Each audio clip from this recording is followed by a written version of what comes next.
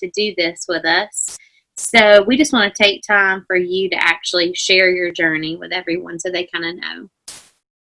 My name is Britney Smith. I am 19 years old. I live in Greenville, South Carolina. I used to live in Gwinnett, but Atlanta, So we lived in Georgia for a while. We came back here for my dad's work, and this is our home. And we begged my dad that we're not going to leave ever again, so hopefully we're stuck here. He made me a promise in the 5th grade, and it's lasted. So, but I work full-time as a nanny right now, and I get to hang out with the cutest, sweetest, smelliest 7-month-old all day long, and he's the best. He honestly just makes me so happy. Like, junior in high school, I threw up blood all over my kitchen floor, and I didn't know what was happening. My mom didn't know what was happening. I remember I was sitting in front of my fridge just like in a ball. I could not move. My parents picked me up and they took me to the hospital, and I stayed in the hospital for 23 days. And I missed my junior prom. I missed everything. Like, after that, like, since I had already missed everything before because of my health issue, I was kind of used to missing. Since it was for a different reason this time, it was a lot harder. We did procedures every day. We did tests. I got my gallbladder taken out. Like, it was thing after thing after thing. I had a feeding tube at the time, and that honestly, like, that was the worst part, just because it makes your face so swollen. It is so, you just don't look good, to be honest. But it was good. That was the only way that I was able to not be sick anymore. So my 13th day that I was there in the hospital, we started doing chemotherapy, and it's just a different, people think all the time that chemotherapy is just for cancer patients. Like, you hear chemo and you're like, oh my gosh, you have cancer, but it's not. Chemotherapy just means chemical therapy for a chronic or severe illness or disease. So we started doing that, and they told me that I didn't have to stay in the hospital to do it, but I could go home and then come back in 8 weeks, or go to a treatment center in 8 weeks and go from there. So did that. Didn't work. Still was awful. Have not been in remission at all, like, since then. So keep in mind, that was when I was a junior in high school. So I'm graduated in 2018 from my senior year. So that was almost 4 years ago. So we went that long with no change, like, constantly just, like, throwing up, in pain, wouldn't go to school, couldn't go to work, called out of work all the time, just was not able to do any of it. And then, actually, I am doing my chemo every 4 weeks now, and that started about 2 months ago. And I honestly am doing great. I have not thrown up. I've not had, like, any issues, really. So, as much as it sucks going every 4 weeks, I just got my port on Friday, so that was kind of scary. I've only had PICC lines before, never a port. And it's like, a PICC line is the same thing, but it sits on your arm.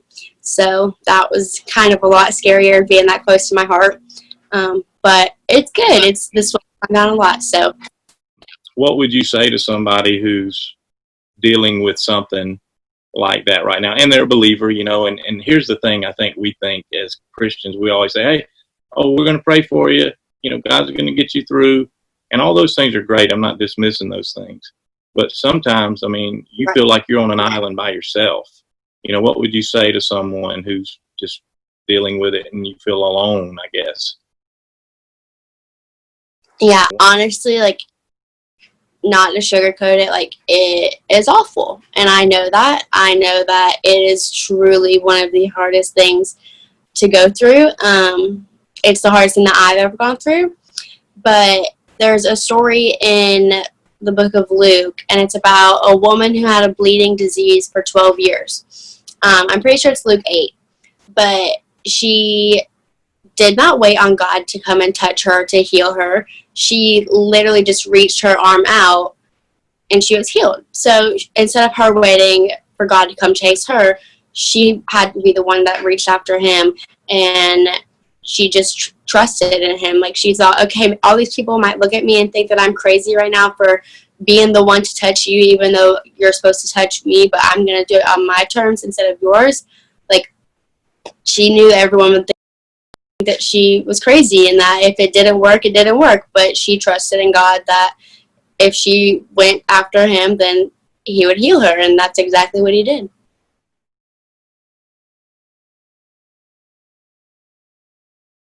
Some friends who are still in high school. My brother is still in high school, so I know a lot of his friends are missing out on their baseball seasons, and that's not.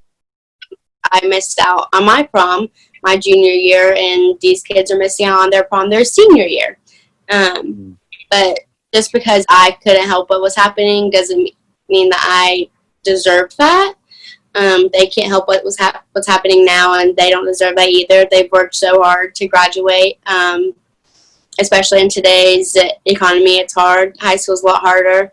But so I honestly just messaged 2 girls that I knew, and I said, what's your address? And didn't say what it was for, didn't ask them what they like. I just kind of did it on my own. And then I posted a thing on Facebook, and I was like, hey, if you want to adopt a senior, let me know. And then I just texted all these parents and was like, what's your address? What's your address? What's your address? And then all these people messaged me back, and they're like, hey, we heard what's going on. Like, can we submit our child, and can we adopt another child? And so I was like, all right, this is gonna work now. Like, I honestly begged my parents, and I made every single one of my family members share the post on Facebook because I thought no one was gonna do it.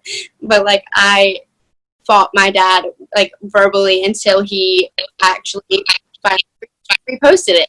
So it worked. But it's been great, honestly. I want to go to Uganda and be a missionary one day. And after high school, I was actually signed up to go. But once I found out I was sick, I'm not allowed to leave the country now. So for a while, that's just not what's going to be God's plan for me, and that's okay. You can do mission work in South Carolina, and that's still mission work. Doesn't matter even if it's in Uganda. But one of the cool things about it is a lady who saw my article on the news, she actually makes journals and sells them. And for each journal that is sold, they donate a light to people in Uganda. So she emailed me and was like, I'm going to donate journals to you. And I was like, oh my gosh, like, I can't go to Uganda, but like, I'm doing work in Uganda from you wanting to help me out with these seniors. So like, it's just the coolest thing, honestly. They come in like tomorrow, and I'm so excited. How do you see yourself moving forward right now? Obviously, this thing's sort of moving fairly quickly. So you're already a missionary, even though you just said it. You made an adjustment, and I guess that's a good thing in Reboot. How do you adjust things and not get discouraged because you can't do what you wanted, but then God showed you another avenue? I mean, I do get discouraged. Like, it's hard, but I get upset for a little while, and then I find another way to do it.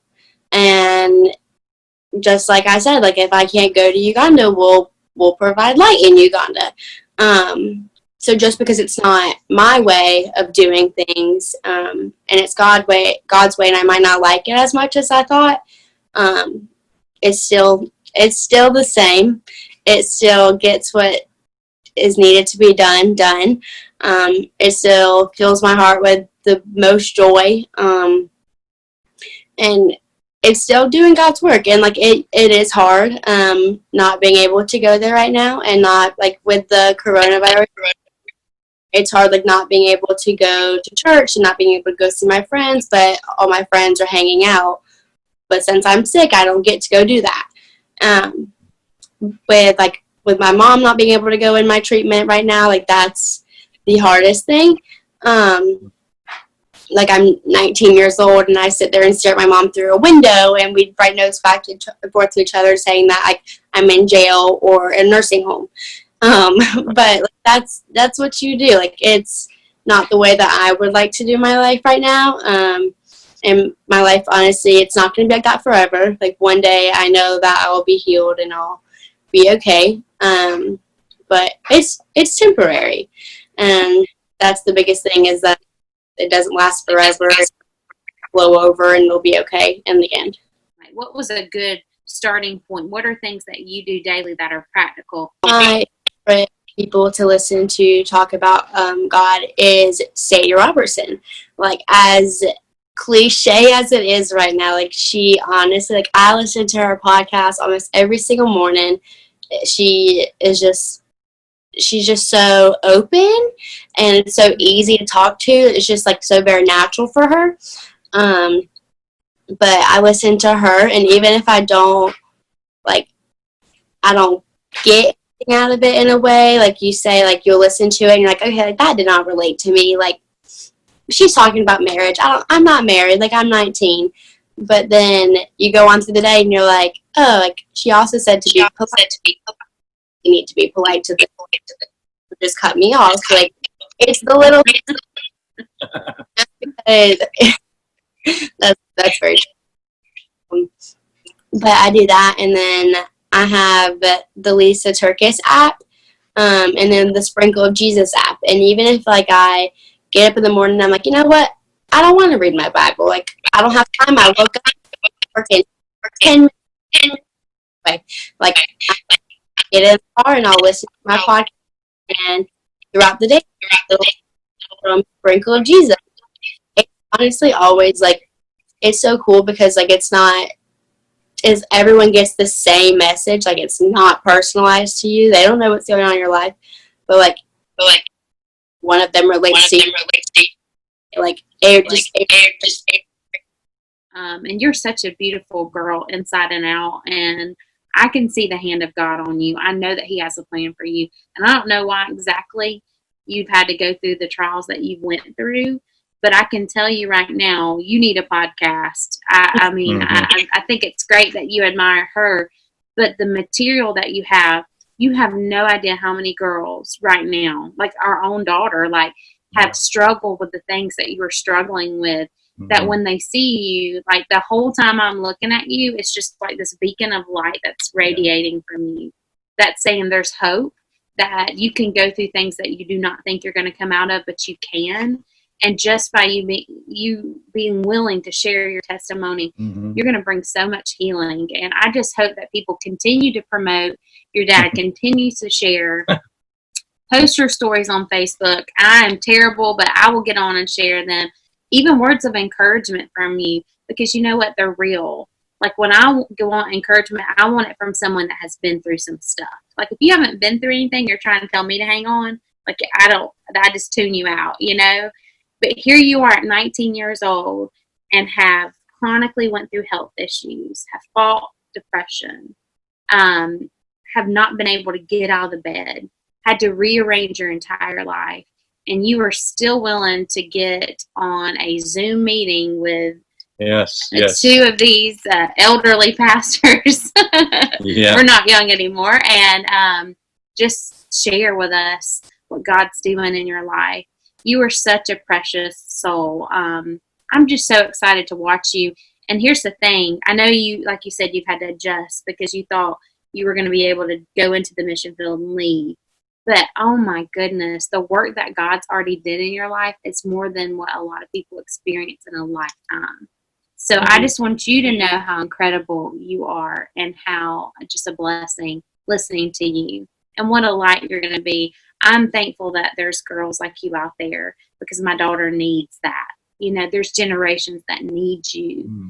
And so thank you so much for what you're doing, and you hang tight, because I'm telling you, great and mighty things are ahead of you, girl.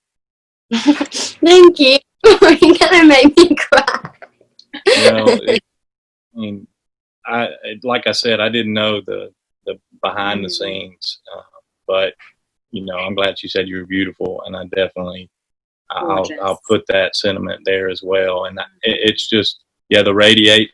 Before she even said the light thing, I was thinking about the scripture said you're a city set up on a hill, and like you already have this huge platform to reach people that some of us we were not meant to reach. So you're lengthening your stakes already, and I'm proud of you, but I'm also a little bit, I'm proud to be dad too. I'm thinking, okay, he did some good things too, you know. So I know that coaching world's not easy, and you know, I'm glad to see that what the enemy meant for evil, you know, God's using it for good for you. And thank you so much for sharing. I can be assured that many people will be reached for this, and I'm a big promoter. That's what I hope to be. I like to market and promote people. So whoever will listen, we're going to promote you for sure. So, That's right. But thank you so much for everything, and we'll go ahead and you got any last thing you want to say?